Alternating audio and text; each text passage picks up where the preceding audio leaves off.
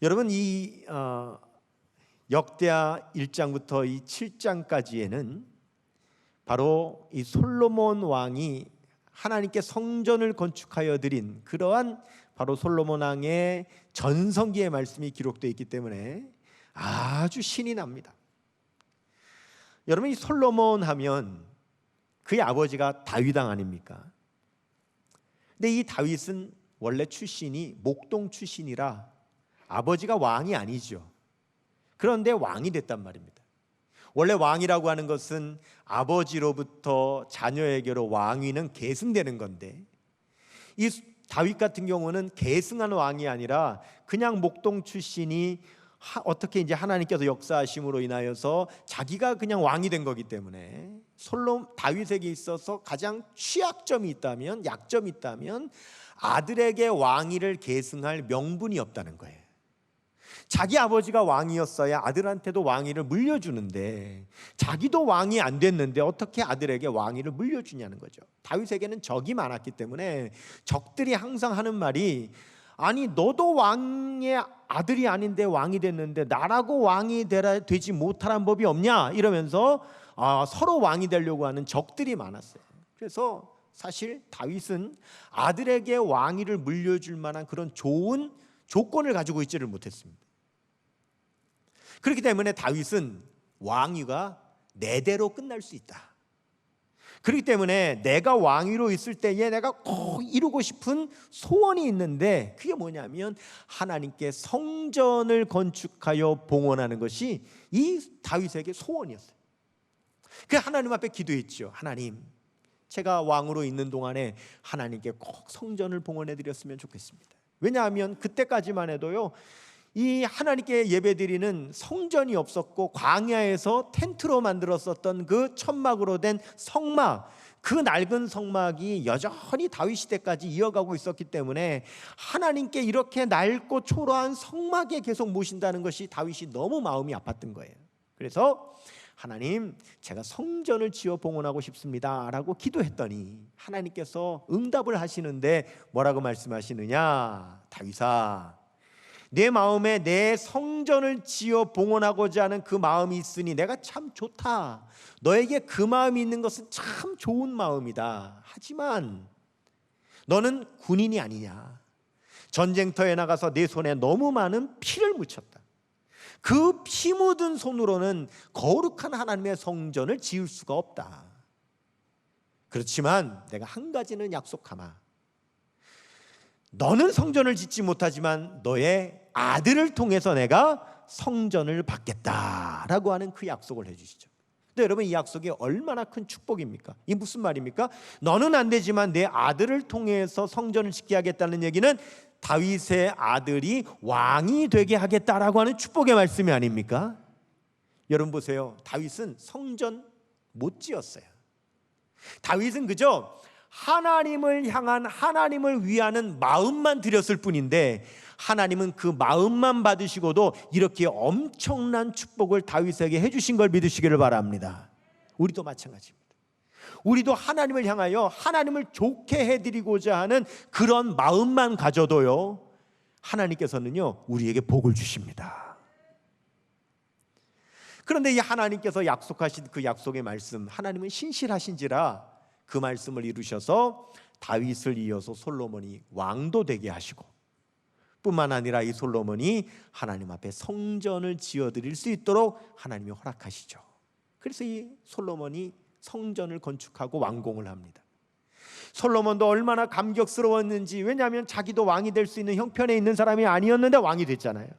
거기다 아버지의 수건 사업이었던 성전도 건축하게 됐잖아요.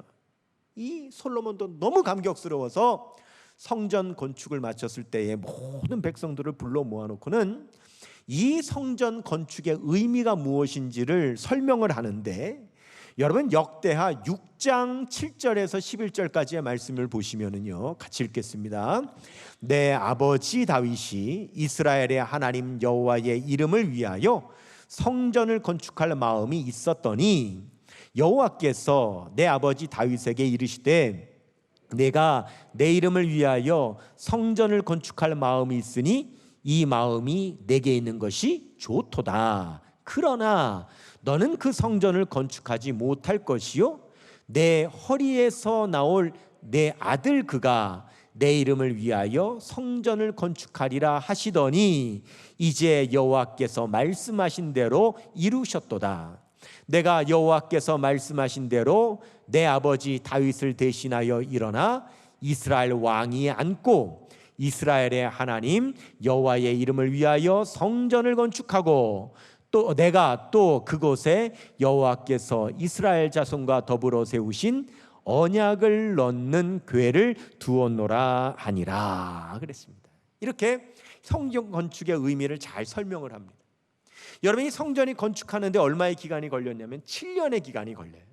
근데 이 7년은요 정말 신명나는 기간이었습니다. 이 성전을 건축하는 동안 이 백성들이요 신바람이 났습니다. 너무 좋아가지고 이 하나님의 성전이 완공됐을 때 제사를 드리는데 백성들이 얼마나 많은 제물을 가지고 오는지 그 제물을 셀 수가 없을 정도로 그렇게 많이 가지고 와요. 역대하 5장 6절 말씀 같이 보시면은요, 시작.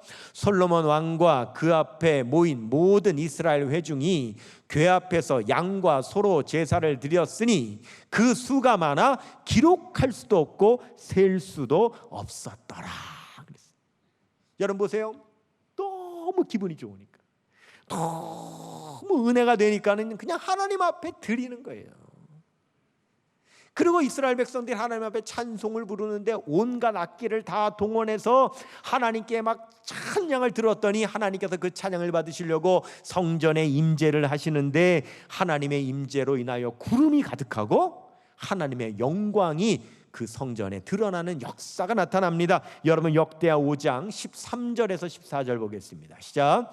나팔 부는 자와 노래하는 자들이 일제히 소리를 내어 여호와를 찬송하며 감사하는데 나팔 불고 재금 치고 모든 악기를 올리며 소리를 높여 여호와를 찬송하여 이르되 선하시도다 그의 자비하심이 영원히 있도다 하매 그때에 여호와의 전에 구름이 가득한지라 제사장들이 그 구름으로 말미암아 능히 서서 섬기지 못하였으니 이는 여호와의 영광이 하나님의 전에 가득함이었더라 그랬습니다. 놀라운 광경이 펼쳐지는 거죠. 하나님께서 임재하시는데 구름이 그 성전에 가득한 역사가 일어나요. 여러분 제가 20대 그리고 제가 30대 이렇게 한 15, 6년 정도를 그렇게 청소년 그 수련회 집회를 인도를 많이 했어요. 그때 하나님께서 저를 청소년 강사로 참 많이 사용해 주셨는데 제가 아무리 얼추 계산해도 아무리 적게 잡아도 100회 이상을 수련회 강사를 했어요. 여름방학 겨울방학 때는요 목회를 하면서 월화 수는 여기 수련회 가서 집회를 인도하고 얼른 돌아와서 교회 와서 수요 예배 인도하고 목금 또 다른 데 가서 또 집회 인도하고 또 토요일 주일 교회 와서 또 예배 인도하고 이렇게 여름방학 겨울방학 때마다 그렇게 보낼 정도로 하여간에 집회 인도를 많이 했어요. 제가 한 번은 정말 무더운 뜨거운 여름날 연합 청소년 수련회 제가 강사로 가게 됐는데 큰 강당 안에 강당에 청소년들이 입추 여지 없이 가득 들어찼어요. 그리고 이제 저녁 집회에 이 청소년들이 찬양을 하는데 얼마나 들고 뛰면서 우리 하나님을 찬양하는지 여러분 우리 사춘기 청소년들이 얼마나 기운이 넘칩니까? 1시간이 넘도록 서가지고 그거 쉬지 않고 들고 뛰며 신나게 찬양을 하는데 이 50이 넘은 제 나이에 흉내를 낼 수가 없네. 그냥 해가면서 그냥 하나님을 찬양하는데 쉬지를 않아. 아마 우리가 그랬으면 지쳐서 탈진해서 쓰러졌을 거예요. 그렇게 1시간이 넘도록 찬양을 하고 나서 이제 설교 시간이 돼서 제가 바로 강단에 올라와 딱 섰는데 놀라운 광경을 봤어요. 이 청소년들이 다 저를 바라보고 앉아 있는데 그 위에 진짜 여러분 그 실내에 구름이 쫙 펼쳐진 것을 제가 봤어요. 와, 여러분 신기합니다. 청소년들 위에 구름이 쫙 깔려 있는데 이게 왜 그러냐?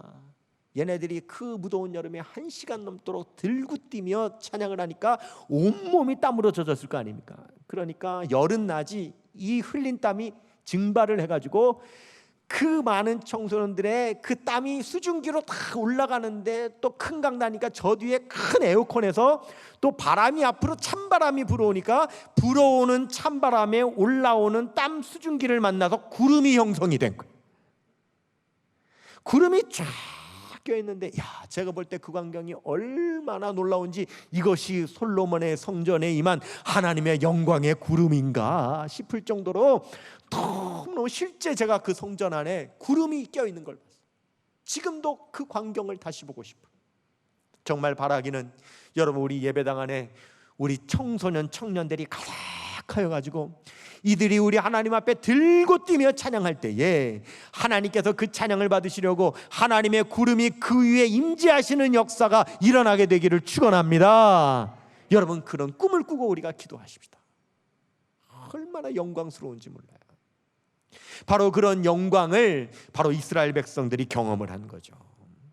그러니까 얼마나 기뻐요. 여러분, 우리가요 신앙생활하면서 누리는 최고의 기쁨은 어디에 있느냐? 하나님께 예배를 드림을 통하여서 우리가 그 감격을 누리는 줄로 믿습니다.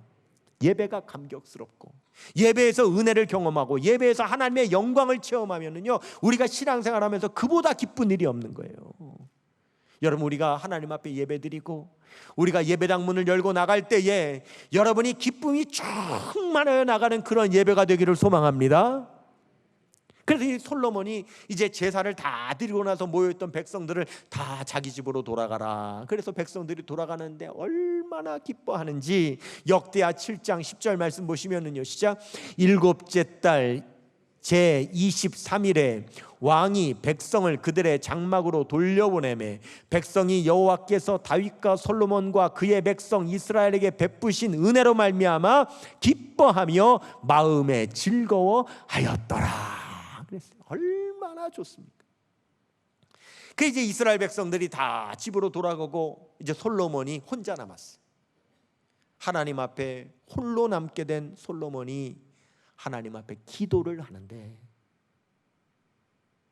그 기도가 굉장히 긴 기도입니다. 이 역대하 6장 12절에서부터 42절까지 그 기도가 나와요. 이 기도를 우리가 함께 읽으면 좋겠는데, 여러분들이 꼭 개인적으로 읽어주시고 시간 관계상 오늘 읽을 수는 없지만, 그런데 이 기도문을 보면 이 기도문에 공통된 특징이 있는데, 솔로몬이 계속 반복하여 하는 말씀이 있는데 중요한 말씀이니까 한번 따라해 보셨으면 좋겠는데요, 성전을 향하여 기도하면 들으시옵소서. 이 말이 계속 반복이 됩니다. 한번 따라하겠습니다. 성전을 향하여 기도하면 들으시옵소서. 시작. 성전을 향하여 기도하면 들으시옵소서. 이 말을 계속 반복해요. 이런 기도입니다. 하나님, 이 백성이 혹시 성전에서 멀리 떨어져 있는 일이 있다 할지라도 성전을 향하여 기도하면 들으시옵소서. 혹시 이 백성이 범죄하여도 하나님의 성전을 향하여 기도하면 하나님 용서하여 주시옵소서. 하나님, 이 백성이 혹시 범죄하여 전쟁에 나가서 패하고 포로로 끌려가는 일이 있다면 그 포로지에서도 성전을 향하여 기도하면 하나님 들으시고 돌려보내 주시옵소서. 이런 기도를 계속해요. 그러니까 여러분, 솔로몬은 하나님께 성전만을 지어서 봉헌한 것이 아니라 그 성전에서 기도하고 성전을 향하여 기도하면 하나님께서 특별히 그 기도를 들으시는 성전의 은혜를 위해서도 이 솔로몬이 중보 기도를 했습니다. 그렇기 때문에 여러분, 성전에서 기도하면 하나님께서 특별히 응답하는 걸 믿으시기를 바랍니다. 아멘. 이 솔로몬의 이제 기도를 마치고 잠자리에 들었는데 그 밤에 하나님께서 솔로몬에게 나타나셔서 그 기도에 응답을 해주시는 거예요. 오늘 역대하 7장 12절 말씀 보시면은요, 시작. 밤에 여호와께서 솔로몬에게 나타나사 그에게 이르시되 내가 이미 내 기도를 듣고 이곳을 택하여 내게 제사하는 성전을 삼았으니 그랬어요. 여러분, 이 말씀이 얼마나 중요한 말씀인지 몰라요. 왜냐하면 여러분, 아무리 솔로몬이요 아름다운 건물을 지었어도 하나님께서 내가 그 건물 성전으로 인정 안 한다 하시면 성전 아닌 거예요. 근데 우리 하나님께서 성전 삼으셨다는 거예요. 성전으로 인정하신다는 거예요. 그래서 여러분, 유대인들이 수천 년이 지난 지금도 예루살렘 성전을 회복하기 위해서 목숨을 거는 이유가 뭐냐면 바로 하나님께서 인정하신 성전이기 때문에 그 성전을 찾으려고 지금도 그렇게 싸우는 거예요. 여러분 보세요. 이 하나님께 우리가 드리는 예배당, 하나님께서 예배를 받으시는 성전인 걸 믿으시기를 바랍니다. 우리가 지금 그 거룩한 장소에서 하나님 앞에 예배드리고 있는 거죠. 그러기에 하나님께서는 솔로몬의 이 성전 기도를 들으시고는, 성전을 위한 기도를 들으시고는 응답을 주시는데 하나님께서 이런 약속을 하십니다. 자, 우리 13절 봅니다. 역대하 7장 13절 시작. 혹 내가 하늘을 닫고 비를 내리지 아니하거나. 이게 뭡니까? 가뭄이죠. 여러분, 화면상의 가뭄은 제가 써놓은 겁니다. 성경에는 이 말이 없어요. 그런데 하늘 닫고 비를 내리지 아니하거나, 이건 가뭄이죠. 그런 두 번째로 혹 메뚜기들에게 토산을 먹게 하거나. 뭡니까? 병충해죠. 세 번째, 혹 전염병이 내 백성 가운데에 유행하게 할 때에. 뭡니까? 코로나 팬데믹이죠.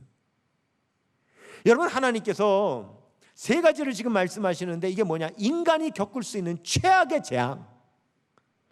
여러분, 우리가 겪을 수 있는 최악의 재앙이 있습니다. 가뭄, 병충해, 전염병. 이 최악의 재앙 세 가지를 말씀하시면서 너희가 이런 재앙을 만났을 때에 이렇게 하라고 하시는, 우리가 해야 될 방법에 대해서 하나님께서 오늘 말씀해 주시는 거예요. 하나님께서 우리에게 세 가지 행동을 하라고 말씀을 해주시는데 14절입니다. 14절 상반절 보시면은 내 이름으로 일컫는 내 백성이 그들의 악한 길에서 떠나 스스로 낮추고 기도하여 내 얼굴을 찾으면. 여러분 보세요. 가뭄이 들거나 병충해가 있거나 전염병의 재앙이 있을 때 세 가지를 해라. 그 첫 번째가 뭐였습니까? 악한 길에서 떠나라. 두 번째, 스스로 낮춰라. 세 번째, 하나님께 기도해라. 그렇게 하면 하나님께서는, 그렇게 하면 세 가지를 이루어 주시겠다고 말씀을 하시는 거예요. 7장 14절 하반절 보시면 내가 하늘에서 듣고 그들의 죄를 사하고 그들의 땅을 고칠지라, 이렇게 말씀을 하셨어요. 여러분, 하나님께서도 세 가지를 하시겠다고 말씀하시는데 첫 번째, 하나님께서 하늘에서 들으시겠다고 약속을 하세요. 내가 하늘에서 듣고 거기에 가로치고 1번 이렇게 적어보세요. 여러분, 하나님께서 듣지 않으시면 무슨 소용이 있습니까? 하나님께서 들으시겠다는 거예요.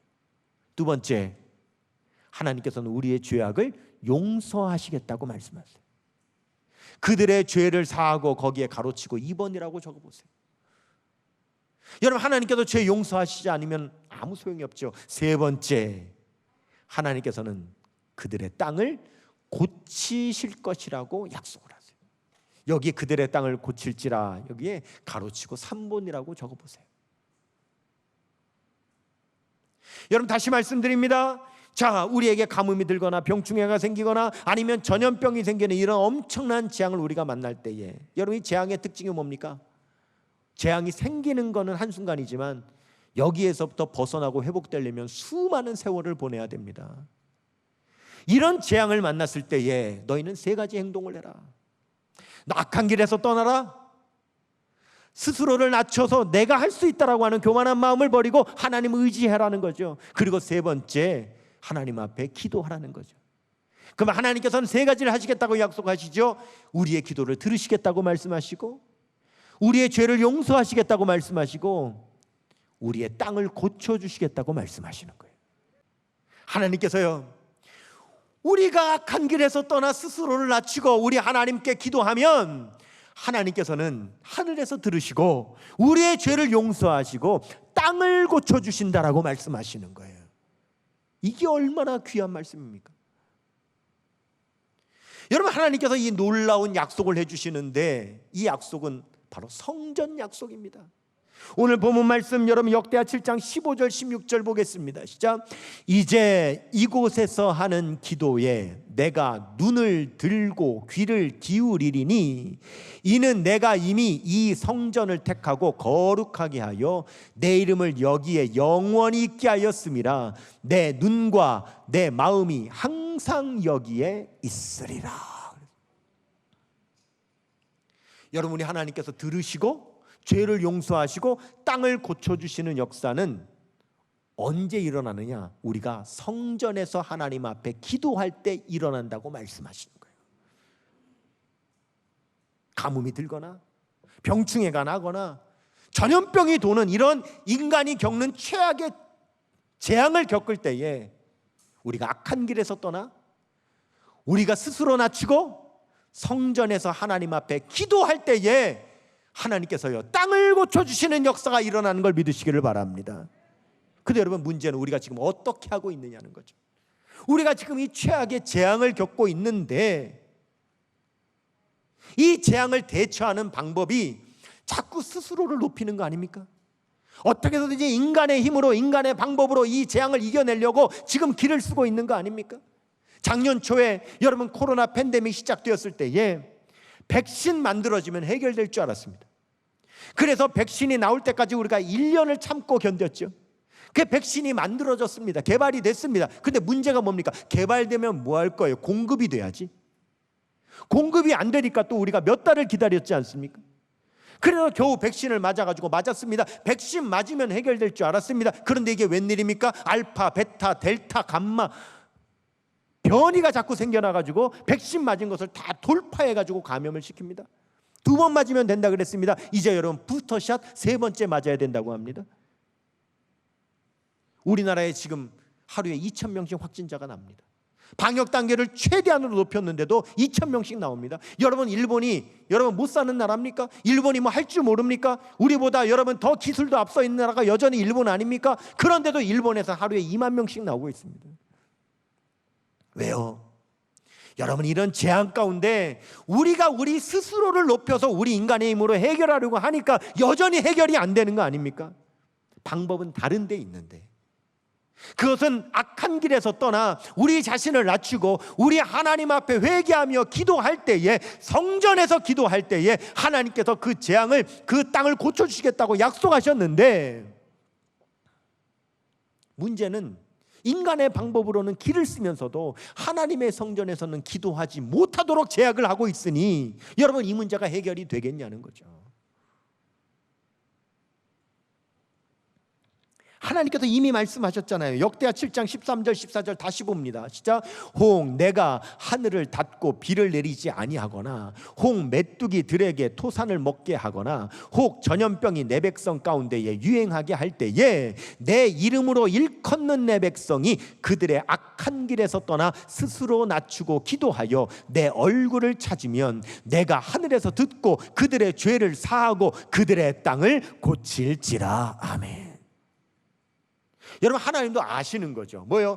세상의 사람들은 자기 사상이 있기 때문에 이 말씀 믿지 않는 겁니다. 여러분 제가 아무리 설교해도 세상 사람들 듣지 않습니다. 왜? 자기 생각, 자기 사상이 있기 때문에 하나님의 말씀 듣지 않습니다. 그래서 하나님께서도 뭐라고 말씀하셔요? 내 이름으로 일컫는 내 백성이 그랬습니다. 하나님은 세상 사람에게 기대하시는 것이 아니라 내 이름으로 일컫는 내 백성이 악한 길에서 떠나 스스로를 낮추고 하나님 앞에 기도하여 하나님의 얼굴을 구하면 성전에서 기도하면 내가 이 땅을 고치시리라고 약속하셨다는 거죠. 희망이 어디에 있습니까? 하나님의 백성들에게 희망이 있는 걸 믿으시기를 바랍니다. 성전에서 기도할 수 있는 하나님의 백성들이 이 땅을 고치는 하나님의 역사를 이루는 그런 하나님의 여러분 백성인 걸 믿으시기를 바랍니다. 성전에서 기도해야 합니다. 성전에서 멀리 떨어져 있다면 성전을 향하여 기도해야 됩니다. 그 방법밖에는 없습니다. 여러분 우리 기도하십시다. 여러분 이 재앙을 멈추어 달라고 하나님 앞에 기도하십시다. 이 땅을 고쳐달라고 하나님 앞에 기도하십시다. 하나님만이 이 땅을 고쳐주실 수 있는 줄로 믿습니다.